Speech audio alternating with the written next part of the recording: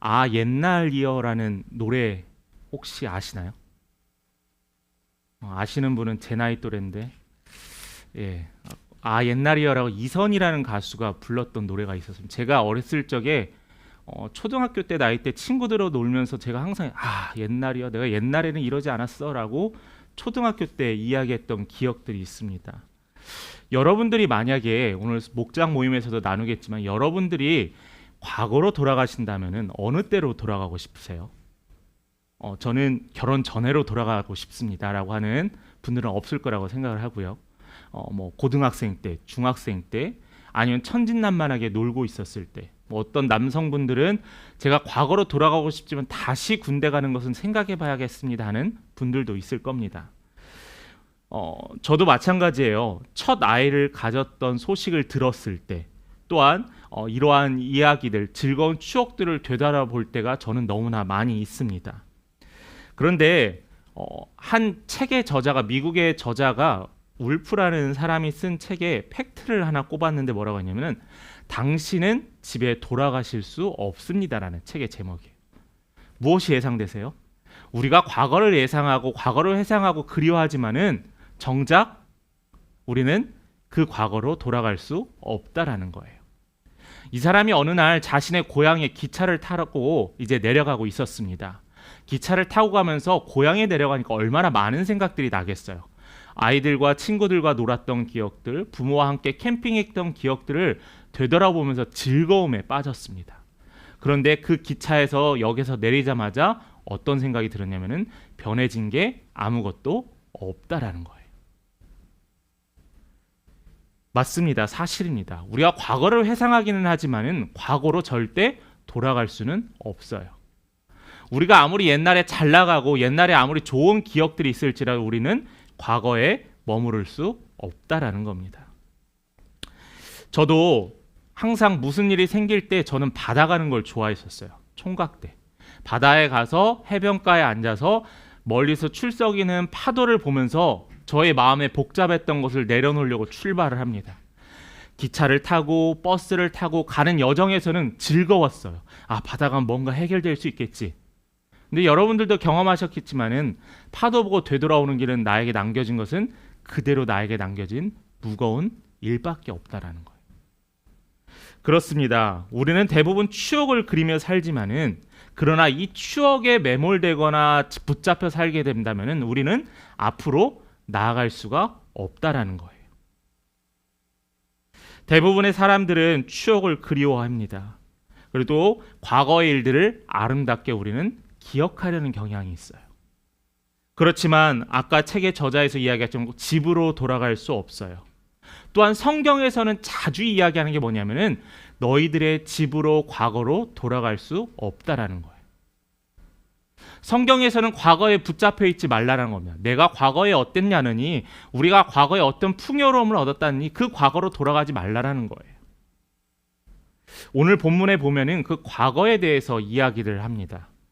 오늘 본문은 우리가 잘 아는 나를 따르라. 특별히 예수님께서 제자를 삼으셨던 또한 제자를 삼으실 사람들을 향해서 이렇게 어떻게 하면 제자를 삼을까? 어떤 사람이 제자가 될 것인가에 대한 말씀을 주제로 이렇게 이야기하고 있어요.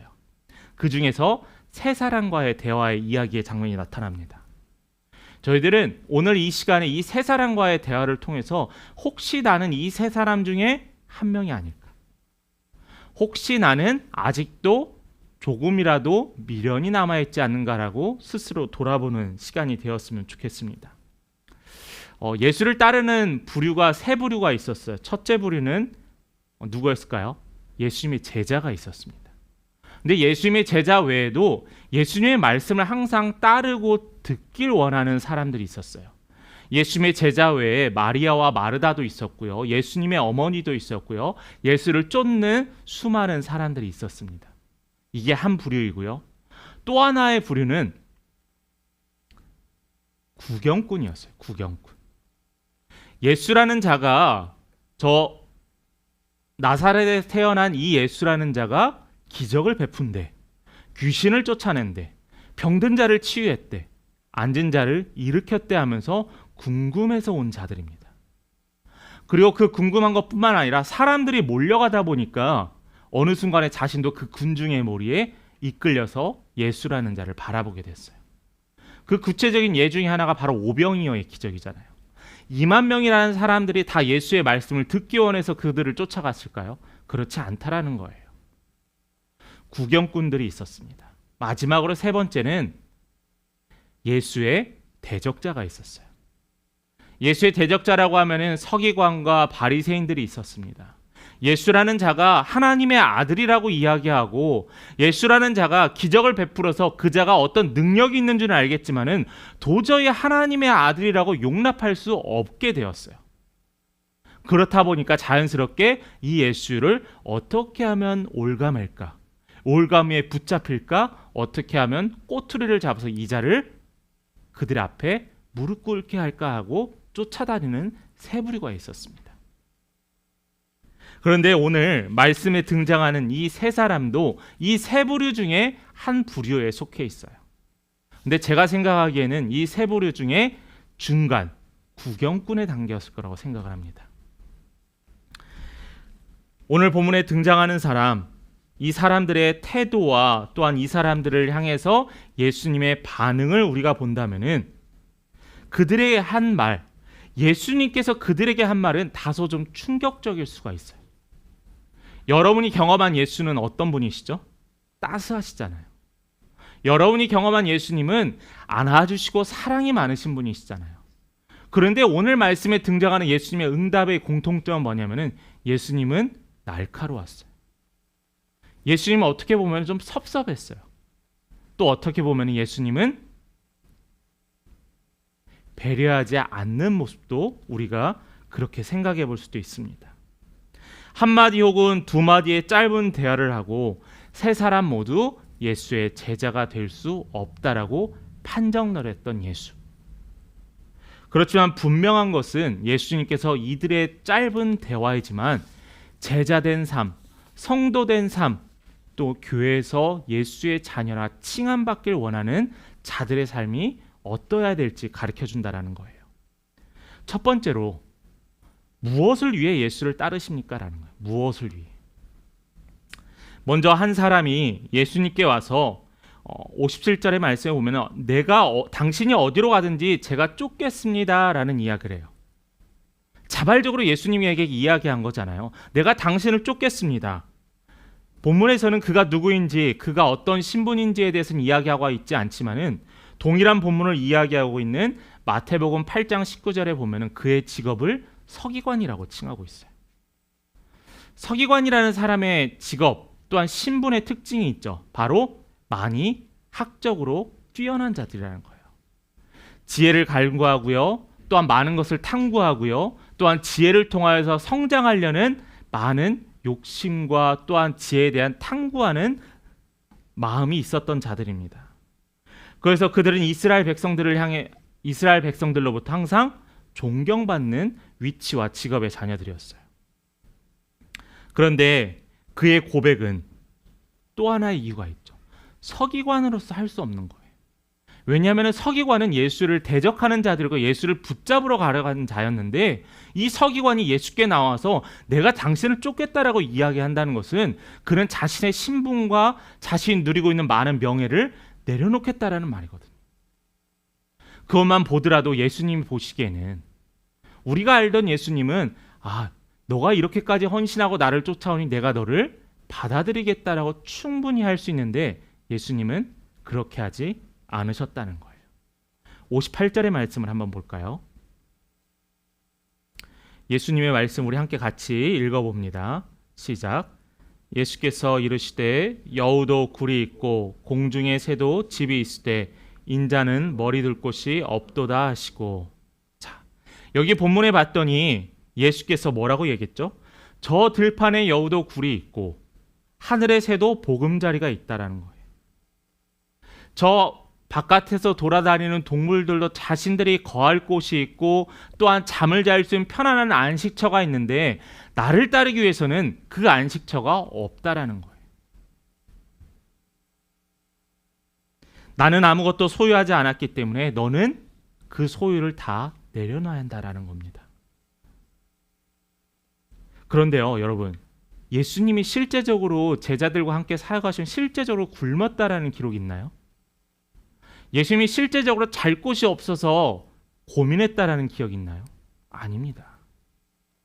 예수님과 예수님의 제자들은 예수님의 공생의 기간 동안 늘 먹고 쉴 곳, 대접받을 곳이 늘 있었다라는 거예요. 그게 때로는 광야이고 사막이고 또한 나무 그늘 아래였지만은 예수님은 늘 거할 곳이 있었어요. 그런데 서기관에게 이 말을 한 이유는 서기관이 가지고 있던 것들을 내려놓을 수 있느냐라는 겁니다.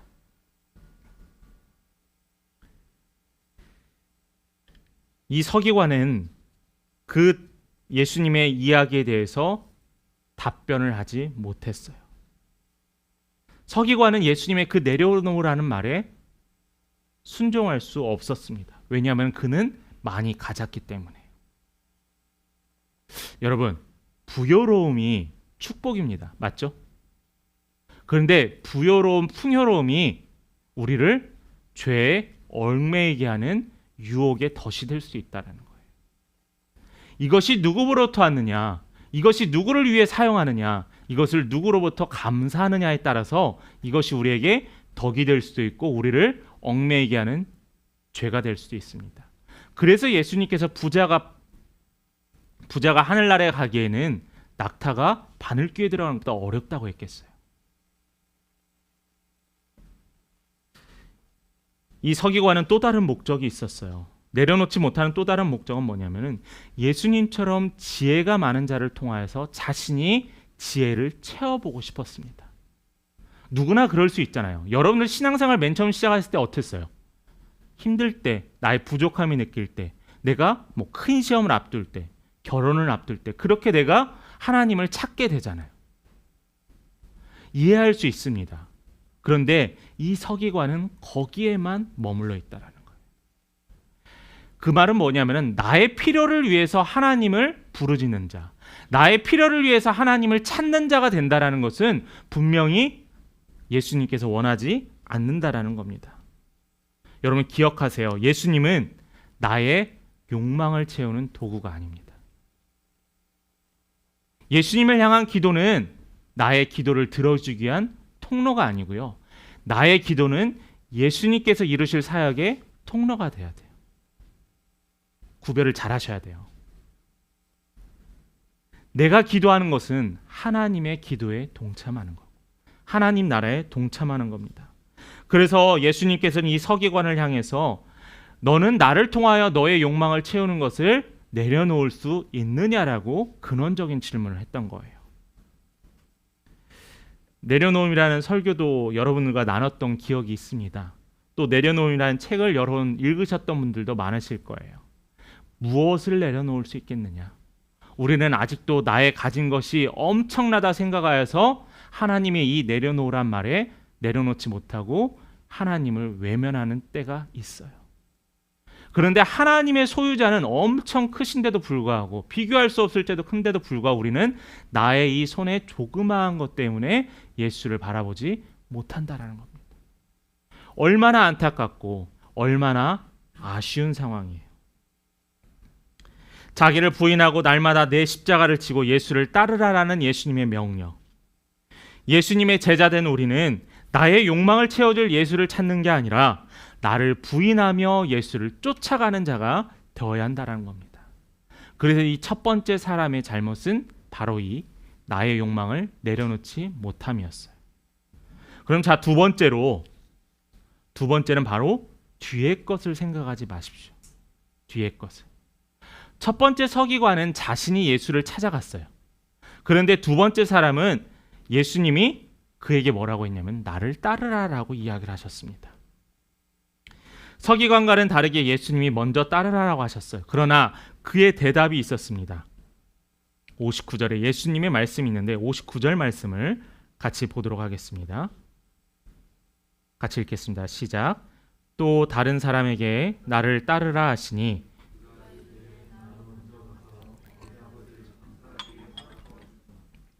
자, 이 사람이 예수님께서 따르라라는 명령에 뭐라고 했죠?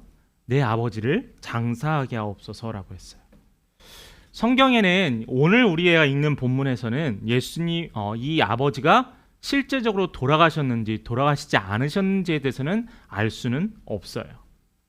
근데 그분이 자신의 아버지가 세상을 떠나게 되면 장례를 잘 치른 뒤 홀가분한 마음으로 예수를 따르겠다라는 거예요. 내 것을 다 하고 예수를 따르겠다라는 겁니다. 이해가 되죠? 어떤 분들 중에서는 이제 3일 장례를 치르는데 돌아가신 분께서 금요일 날 소천하셨어요. 금요일 날은 3일장을 치면 언제 발인하게 되죠? 주일 날 하게 되잖아요. 그래서 어떤 분들은 예전에는 주일이 아니라 월요일 날 발인하는 경우도 종종 봤습니다. 그래서 3일장과 4일장의 차이는 엄청 크거든요. 왜냐하면 너무 힘들어요. 날을 세고 기다린다는 게. 근데 그분이 그렇게 했던 이유는 다름이 아니라 주일을 지키기 위해서라는 겁니다. 그 말이 도전이 됩니다. 그런데 모든 여러분들에게 그렇게 하라는 뜻은 아니에요. 그러나 이것을 위해서 노력은 하고 생각은 하라는 거예요. 믿음의 정도나 믿음의 깊이나 믿음의 연한에 따라 사람들이 달라질 수 있는데 그 달라진다 하여서 여러분의 동일한 조건을 요구하지는 않습니다. 그렇지만은 여러분들의 기준에 대해서는 알아야 돼요. 한국 교회가 점점 약간 나사가 좀 빠져가는 느낌이 듭니다. 물론 저도 마찬가지고요. 왜냐하면은 우리가 뭐하는 상황들을 이해해 주어요. 이해해 주다 보니까 점점 신앙생활의 기준들이 느슨해지기 시작합니다. 저는 그게 좀 마음이 아파요. 물론 저도 목회할 때 많이 이해해 주고 또 감싸 안아 주려고 노력합니다. 부족하지만. 그런데 이것을 계속 하다 보니까 신앙생활이 왠지 취미와 선택이라는 거예요. 저는 신앙생활과 예배는 선택이 아니라 의무라는 것에 대해서 여러분 강조하고 싶어요. 여러분, 예수님께서는 제가 60절 말씀을 한번 읽어보겠습니다. 한번 화면을 띄워주시겠어요? 이르시되 죽은 자들로 자기의 죽은 자들을 장사하게 하고 너는 가서 하나님의 나라를 전파하라 했어요. 너가 나의 제자로 나를 따르기 위해서는 장례는 그들이 장례를 준비하게 하고 너는 나를 따르라라는 거. 왜요? 복음을 전파하기 위해서요. 예수님께서는 먼저 그에게 집에 갔다 오라고 충분히 하실 수 있는 분이셨어요. 저는 그렇다라고 생각해요. 그러나 예수님의 의도는 부모를 포기하라는 게 아니라 세상에 남겨져 있는 조그마한 미련이라도 내려놓으라는 거예요. 그런데 그 말을 할 때 예수님 무엇을 보셨을까요? 그의 망설임을 봤어요. 망설임. 예수님을 온전히 따르지 못하게 합니다. 이 망설임은요, 예수를 따르지 못하게 해요. 해야 될까? 해도 될까? 해야만 할까 하면서 망설이기 시작해요. 제자의 삶은요, 망설이고 내가 선택하느냐 선택하지 않느냐가 아니라 예수님의 선택에 네, 그러겠습니다라고 즉각적인 반응을 요구하세요. 제자의 삶은 다른 그 어떠한 일과 가치에 우선하는 가치를 지는 일이 되어야 될 겁니다. 또 다른 마지막 세 번째 사람이 있습니다. 이 사람이 또한 주님을 따르겠다라고 이야기해요. 그런데 앞에 첫 번째 사람과 두 번째 사람과의 비교해서 조금 나은 장면이 있어요. 뭐라고 하냐면은 잠시 떠나겠다고 했거든요. 잠시 내가 집에 가서 가족들에게 이야기를 하고 다시 당신을 쫓겠다라고 했습니다. 잠시면 이해할 수 있잖아요. 그렇죠? 그런데 예수님께서는 정확하게 반응하셨어요. 뭐라고 하셨냐면은 62절의 말씀입니다. 같이 읽어봅니다. 예수께서 이르시되 손에 쟁기를 잡고 뒤를 돌아보는 자는 하나님의 나라에 합당하지 아니하니라 하시니라. 이 말씀 많이 들어보셨죠? 손에 쟁기를 쥐고 뒤를 돌아보는 자는 하나님 나라에 합당하지 않다라는 거예요. 손에 쟁기를 쥐었다는 게 뭘까요? 쟁기라는 것은 농산일을 하기 위해서 무엇인가 일을 하는 사람이잖아요. 일을 하기 위해서 농기구를 들었는데 잠시 뒤를 돌아보거나 다른 일에 관심이 가요. 그러면은 이 쟁기는 필요 없는 쟁기가 된다는 것.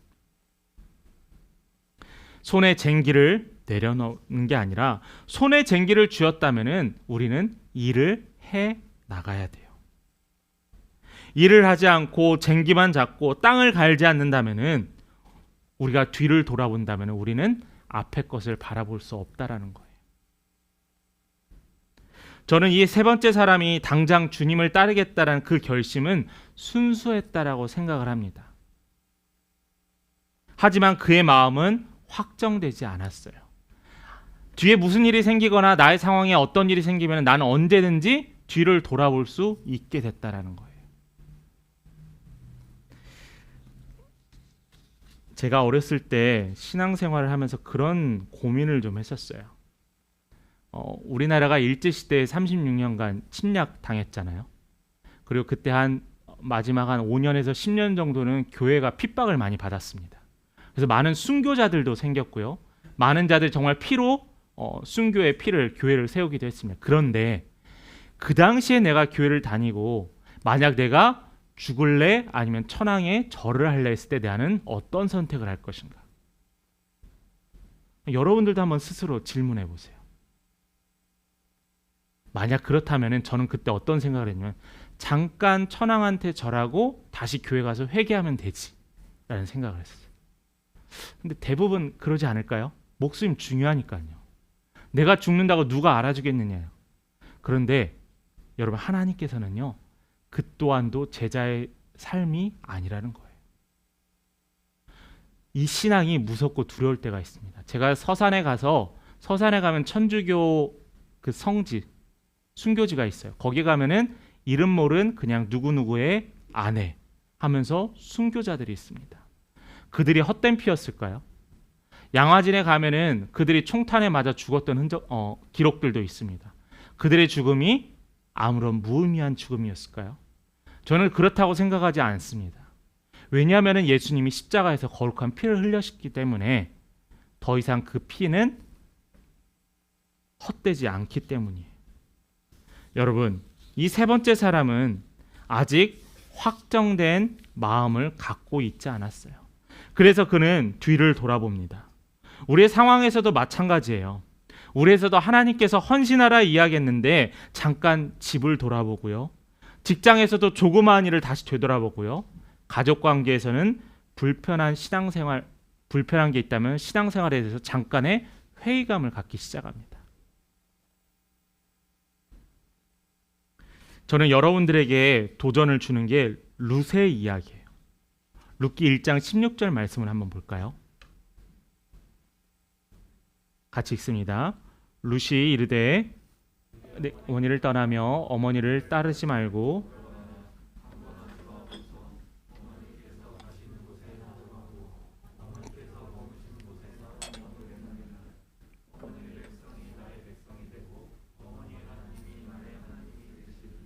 자, 이 말씀, 이 룻의 상황이 자신의 남편이 죽었어요. 이 룻이라는 여자는 이방 여인이었어요. 근데 이 룻 말고 다른 며느리가 하나 더 있었는데 이 며느리는 다시 결혼을 하고 다시 다른 곳으로 갑니다.